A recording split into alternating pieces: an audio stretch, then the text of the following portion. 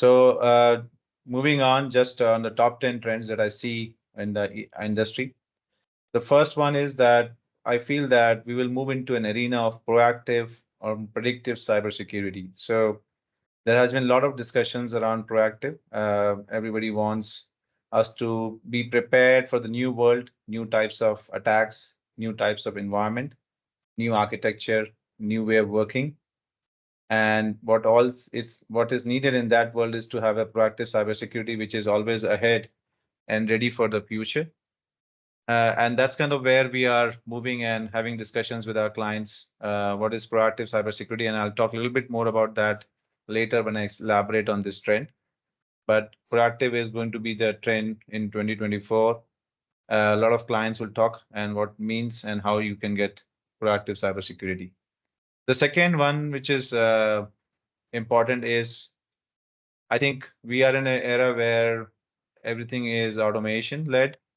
We are finding it difficult to scale cybersecurity to the new way of working in the digital world.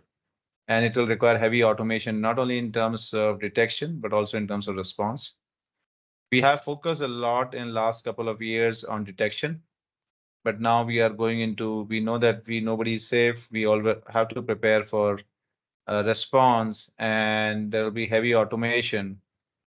There'll be heavy leverage of technology to do a fast response to emerging trends, emerging threats.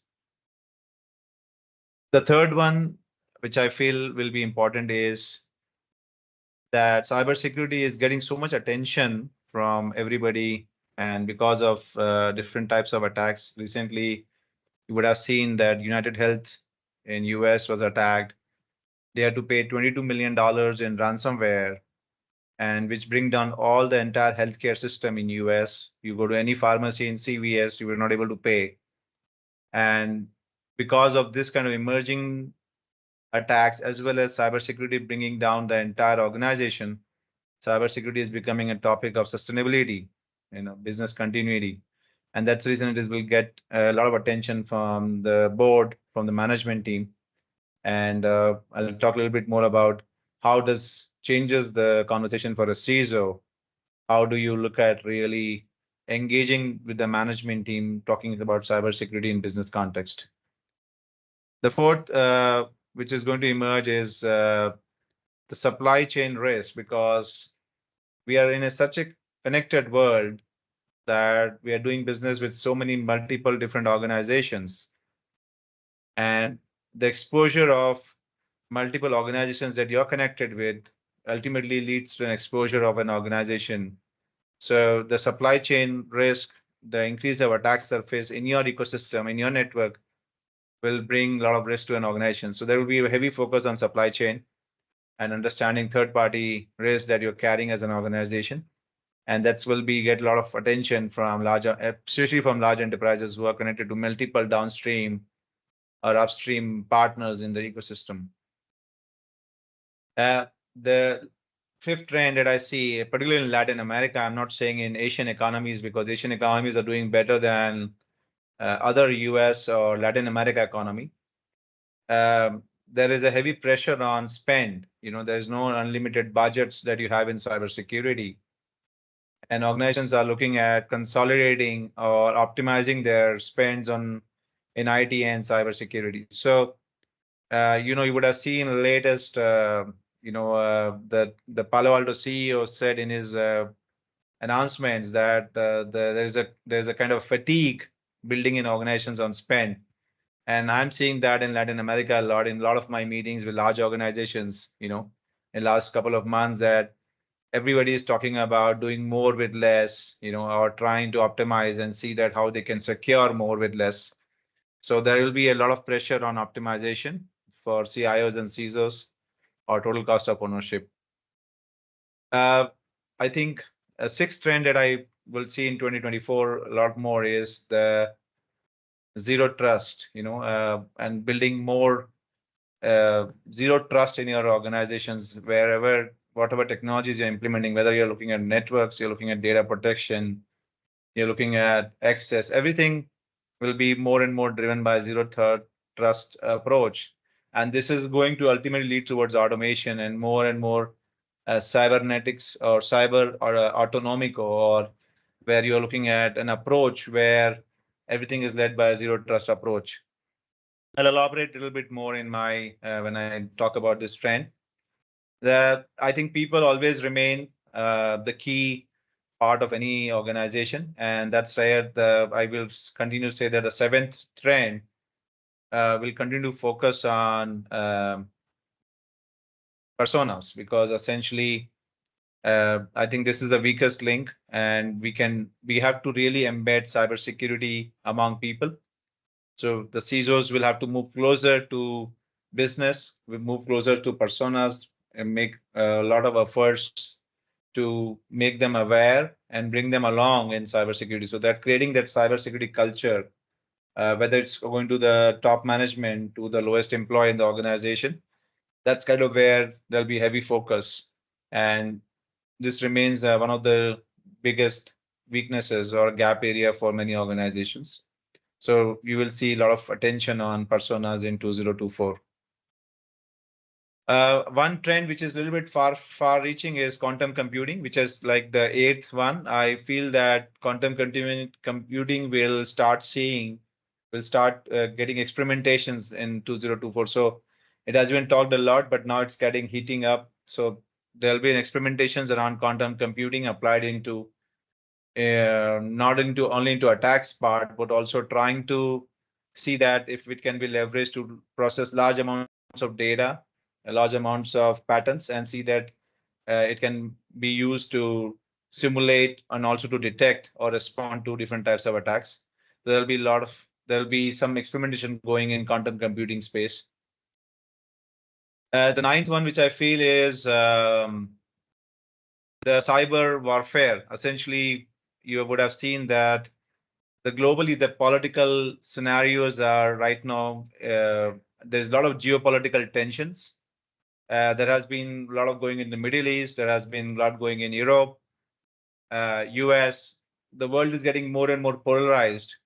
And clearly there's a formation of a polar world, because there's multipolar world that is emerging right now, both in terms of economical power, with US gaining a lot of economical power, but China and Russia getting on one side, Asia kind of getting into a multipolar world, and there will be a lot of consciousness in governments around cyber warfare, and how to and kind of compliances that government will enforce both on public and private entities to prepare for cyber warfare.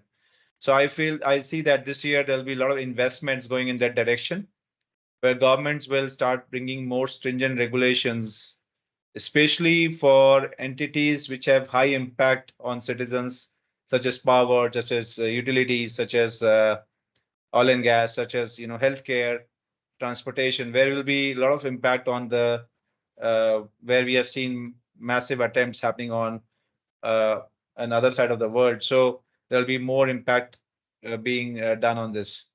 The last one is I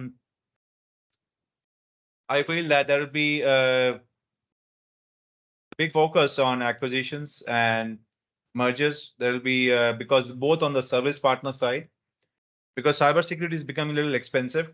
To be honest, there's dearth of consultants in the market. So, and the level of expertise needed to serve the market is a lot more needed. So, and there's a lot of consolidation. So on technology side, you will see multiple mergers and acquisition that has been going on for some time. Google acquired multiple technologies. Microsoft kept doing, you saw a lot of acquisition that Cisco is making. So there's a consolidation and going towards platform play.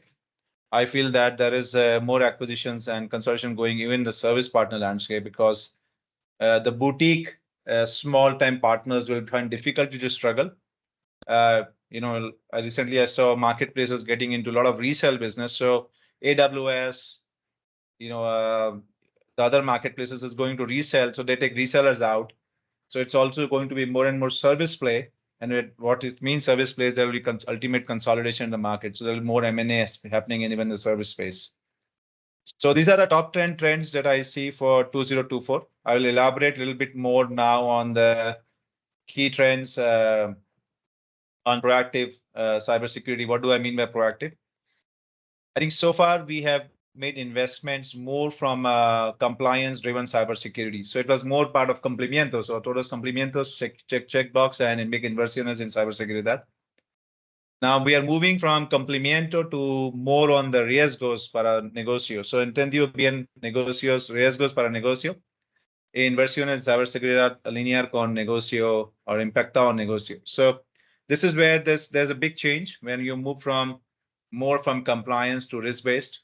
But also it also means that you need more and more fast detection and fast response. So time to detect and time to respond is very, very fast.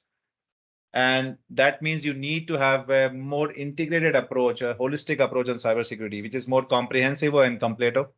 So you are trying to integrate not only more on the internal controls, but also the external, which is beyond your organization, trying to bring them together and align that to essentially getting more integration between different technologies that you have in your organizations, like, for example, EDR, NDR. You are looking at your network flows, you're looking at internal threats, external attack surface, and trying to bring that together so that you can detect fast and respond fast. So this is more about proactive cybersecurity, where you have to bring and align with a lot of automation to detect and respond.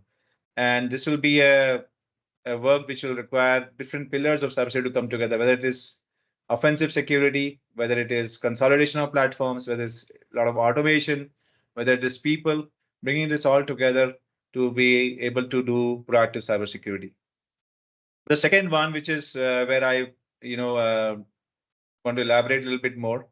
Alandro, if you can go back to the second one, which is automation. In this part, essentially, what I'm seeing is that you will have to have a lot of automation, machine learning, AI, and I want to give a simple example of data protection. So far in data protection, if you see, you have been doing a lot of work manually, and that's the reason that data protection failed for so many organizations, because the data discovery and data classification was manual. So you see, do you depend on humans to classify data? And you can say, okay, human classify and human tag some data. And when there is a malware or there's a bot attack, the bot can change the classification. They can mark confidential to public, and your DLP will keep sitting and watching it going out of your organization. And that will not protect the confidential data because the tags have been changed by a malware or an attacks. And that's kind of where there's a lot of ransomware happening. You might have best of breed technologies like CASB. You have deployed endpoint EDLP.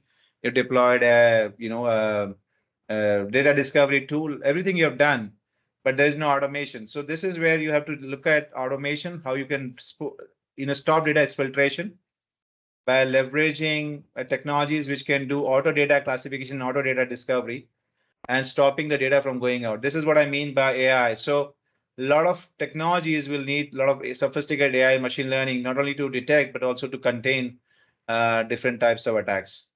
Moving on, just the third one, which is about the management. Now, one of the biggest challenge for CIOs and CISOs has been to really understand what are they trying to protect, because you have a very big environment, and as you know, there are a lot of assets in your environment. The challenge has been that we have been focusing a lot more on the critical assets, the so-called critical assets, and trying to understand what are we trying to protect is critical assets. But attack does not start from critical, but starts from the weakest link. But the challenge has been that if your organization, if your CEO asks you how secure we are, what risk we are carrying as an organization, what investments we need to reduce this risk, there is no quantification done. And if you look at NIST 2.0 now, which is the new guideline that was published, NIST talks about cyber risk quantification. So that's kind of where the challenge is, that to explain to the board and to the CEO, you're talking the language of risk and cyber risk, how much you're carrying, what kind of risk you're trying to mitigate, and how can you reduce those risks with the investments that you're asking. And this is where there'll be a lot of work done, and it will be required the boards to come, the board will come and ask you that, okay, tell us how secure we are and what do we need. And that's kind of the CISO's role, to get closer to the business explain to the business what risk you're carrying and what is the impact of those risks on your organization continuity. And that's kind of where we'll be seeing a lot of work happening in 2024. Moving on to the next one, which is a little bit more around the third-party risk. And just giving an example, I talked about the example of CVS. Now, just the United Health example impact on CVS. So CVS is not able to dispense medicines or not able to sell medicines because of the attack on United Health. You can see in Colombia, there was an attack on IFX, and IFX brought down almost 350 companies in Colombia. So there was a direct or indirect impact on 350 companies. I think this is where you will see a lot of work going in understanding your partners, both upstream and downstream, assessing the risk, what kind of risk you carry because of them, enforcing some stronger guidelines in your ecosystem, ensuring that your partner ecosystem is upgrading their infrastructure or their controls or their processes to the level that they can work along with you. I think cybersecurity, we say, is, as I said earlier, it is more from complemento. Now it is going to a differentiation where it's diferenciador, porque esta es alta ciberseguridad means you are better partner to do business with. And I think there'll be a stage which we call habilitador or enabled you, because if you are not secure, I would not like to do business with you. So there will be a stage coming in where we'll stop doing business in the ecosystem partners who have experienced attacks, and or because there's a high likelihood of them getting attacked again, and that will stop from getting potential attacks. So essentially, not doing business with partners who are not really secure. Moving on, essentially to the next one, where you can see that optimization. I already talked about this, that there's a lot of pressure. So that means consolidation. So we'll bring a platform approach. I don't need a separate SIM or a SOAR or an NDR. I try to consolidate into a platform. I don't need multiple technologies for data discovery, data classification, DLP, so I need to consolidate them into one platform. So there will be a lot of this kind of consolidation happening, which will help you to optimize. It also means that I will look for heavy automation, so reduce costs. So maybe maybe like, for example, detection technologies. What I can do is heavy automation to reduce the number of people that are needed to detect, or number of people who are needed to understand and see it or respond. That means heavy automation. So there's going to be a lot of and then analyzing your architecture, analyzing your risk profile, and saying that how do I optimize my investments to the maximum risk I'm carrying. So that's kind of where we will see a lot of work happening, where you can optimize, focus on those risks which matters, and try to reduce those risks by the investments, best possible investments. Moving on, I think zero trust. I did already explain zero trust. That this will be a phenomenon that we will see, that we will try to embed that in every concept, whether it's about networks, it is about access, it's about data protection. So we will see a lot of work happening in zero trust area. And I think you should evaluate the multiple technologies from a zero trust lens, that how they support zero trust architecture. It's a concept which has to be embedded in different technologies evaluation. It is a concept which is looked into from your investments point of view, and bring that into the your organization as a concept. Moving on. In terms of cybersecurity culture, I think this is a big area for CISOs. So far, cybersecurity has always being behind business. In terms of business is always ahead. I say sometimes that business is ahead of IT by 10 years. And 5 years or 3 to 5 years. IT is ahead of cybersecurity by 2 to 3 years. And cybersecurity is following IT, IT is following business. That's kind of the chain in an organization. I think if we really want to be secure, we need to get cybersecurity and IT much closer to business. It's just, and we have spoken a lot about this for very long, but it also happens that the ownership is a lot more on the CISO and the CIO to be a business partner, un aliado con negocio. and try to bring a lot of awareness with the business that what are they getting into, whether you're going to DevOps, DevSecOps, whether you're going to digital transformation, all those initiatives, getting closer to the business and making them aware what risk they are getting into, what they're carrying, and working all along with the business to define cybersecurity, which is more embedded into the culture of the organization. This means a lot of work that is needed because so far we have been very technical in our roles as CIO and CISOs. We have been very technical. We have been looking at more from a technical lens. We have to look at from a business lens, from a risk lens. We have to look at from the impact on the people. We have to look at from the work experience point of view and get much closer to the people and embed cybersecurity. So this is an area that we'll see a lot of work. We are seeing a lot of work at the alta dirección in terms of enabling them and making them understand what is cybersecurity. We are seeing work at the middle management. We're seeing work at the operational layers, how we can make them ensure that they follow the best practices. So this is where we have to work with different types of personas in our organization, and also with the management team, getting closer with them, helping them understand cybersecurity and its importance, and getting along with the business in a much more easier manner by helping them understand cybersecurity and business impact. Continuing, essentially, quantum computing. I think this is a very unexplored area. A lot of years we have talked about quantum computing. I think we will start seeing first few experiments in this space, and this is a double-edged sword because we will see more and more experiments from the, you can say, the attacker side or maybe the hacker side, where they'll try to see how they can break and leverage the patterns, trying to decrypt some of the algorithms and see they can understand the protocols. On the other side, we can use this for fast processing high amounts of data to do better detection and response. So this is an area we'll see some kind of initial experiment starting, and a lot of amount of work. There is not everyone has a heavy compute power to do this, but we will see that there'll be some people will come together and make some experiments in this space to start seeing the impact essentially on cybersecurity of quantum computing. Moving on in terms of the government, we have been seeing that there are two types of technologies which is moving in. One is two types of areas. One is compliances. The government will try to tighten the compliances. Now there's a lot of compliances on data protection, data exfiltration, personal data, PIIs. So there's a lot of work going on there. Second, there'll be a lot of compliances on OT and operational technologies because we are seeing more increased number of attacks on operational technologies. So Colombia has one. There are a lot of other guidelines which has been published by governments to the utility companies to tighten the controls in the operational technologies area.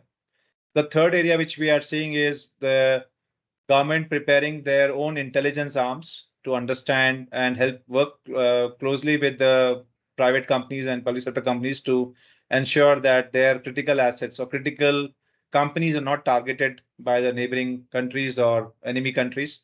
So there'll be a lot of work happening in that. So government is investing in their own intelligence units to understand the data which is being processed. The fourth is government giving strong guidelines to the critical enterprises to tighten their control. So that's kind of work which is happening, and there are a lot of technologies which is being leveraged to help and create the groups, or you can say units, of which can work with private and public sector companies to help them mitigate any kind of potential threat from a neighboring country or from an enemy country. And that's kind of where the governments will be focusing in 2024 and moving on. The last one, which I essentially feel that this is going to continue, and this is where you will have to evaluate different technologies that from the integration point of view, from a platform play point of view, what kind of consolidation will happen in the market as you're looking into evaluating different platforms. But as I said, there will be more work happening both in services area because cybersecurity is getting more and more different tools and different areas of expertise. It is not possible for small providers to keep building the expertise. So there will be consolidation to bring together and try to create a unified experience. And on the platform side, there's a lot of integration happening. so that they can bring that platform story out. And there will be 2 or 3 major players in platform play. CrowdStrike is evolving in that direction. Palo Alto is doing the same. Google is trying to catch up. Microsoft is already catching up. Trend Micro has a platform story. And there are a lot of other platforms which are doing in XDR. There are coming multiple platforms in XDR, consolidation of platforms, or one platform to provide multiple services. So I think the story is going to go away from point plays into unified story, and there'll be multiple acquisitions as we see along, and both in the services space and the technology space. So with that, I think I will conclude my top 10 trends. If there are any questions, please feel to type in the chat. I'll be happy to take the questions. Uh, so I'm more than happy to take the questions as we go along.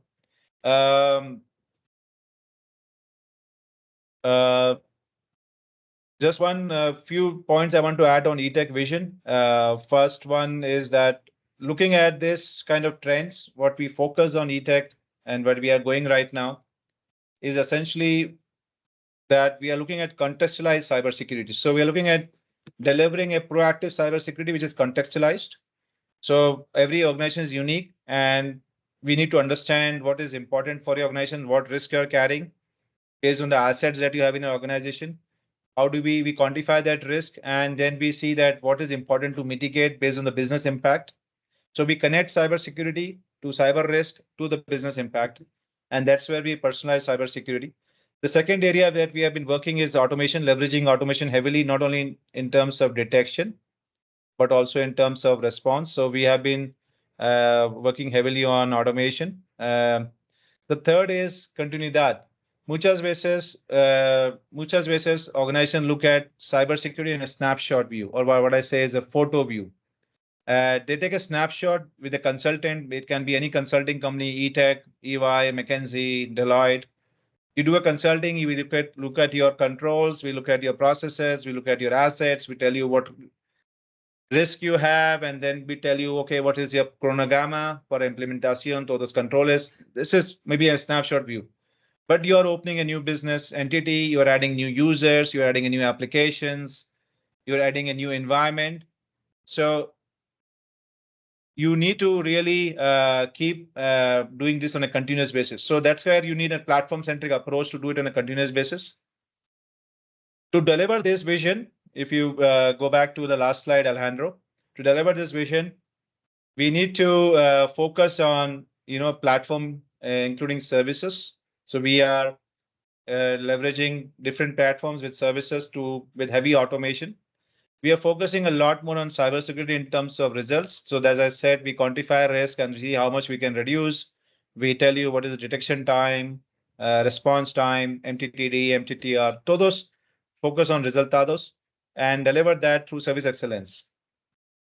To achieve this proactive cybersecurity, if you can just build on the next slide, Alejandro, what we are looking at is into 5 different maturity model, or you can say areas of work. Alejandro, if you go to the next slide. First is internal controls or internal visibility. As I say, where you're looking at data protection, WAFs, CASB, solutions like Todos. You are looking from internal visibility and internal controls, which is within your perimeter, which is people working from home, all applications, security, cloud security. Everything is more around internal visibility. The second area that we kind of bring together is what is beyond your organization. The information that your enemy or hackers or the attackers have on you. And that's kind of where we look at external visibility and trying to bring that external visibility, which is beyond your organization, and understanding that what your enemies know about you or what critical information your enemy has, bringing that together between internal, external, and combining that. That's kind of what we say external visibility. The third pillar is the people part, making sure that your people are aware from top to bottom and bringing them the cybersecurity culture. The fourth is cybersecurity program, or your processes, your policies, procedures, ISMS, understanding all your compliance needs. That's kind of where we are kind of look at the whole cybersecurity program, your organization. your response processes, so that's kind of where we look at the full cybersecurity connecting with technology. And the last one is the offensive cybersecurity, where we connect, where we have checkers who attack the makers. They continuously do ethical hacking, attack simulations, red teaming. So we can identify the gaps or vulnerabilities and kind of bring them together. So on one side, you are doing a lot of work on controls, and other side, you're doing offensive, and we can continuously improve. Now, all of this has to be contextualized, and that's kind of the first starting layer. And maybe if you want to deep dive at some point, we can explain how contextualize. Gartner at the symposium recently presented last year in symposium. Gartner talked about contextualization, and we were glad that Gartner started speaking about contextualization because we have been working a lot on contextualizing cybersecurity in terms of controls and also in terms of assets and helping you understand cyber risk. And the below pillar, which I say is, which is a very important of being proactive, is integral or integrated and comprehensive. Now, comprehensive because so many times I speak to clients and they say, "Oh, I have 20 critico activos, 50, 80 critico activos, and solamente monitoro estas 80 critico activos." It's not going to help you. It is not going to detect fast or respond fast because you need to have a comprehensive coverage. You need to bring external and internal together, and you have to have multiple capabilities working all in hand. So that's pretty much from my side, guys. Thank you so much.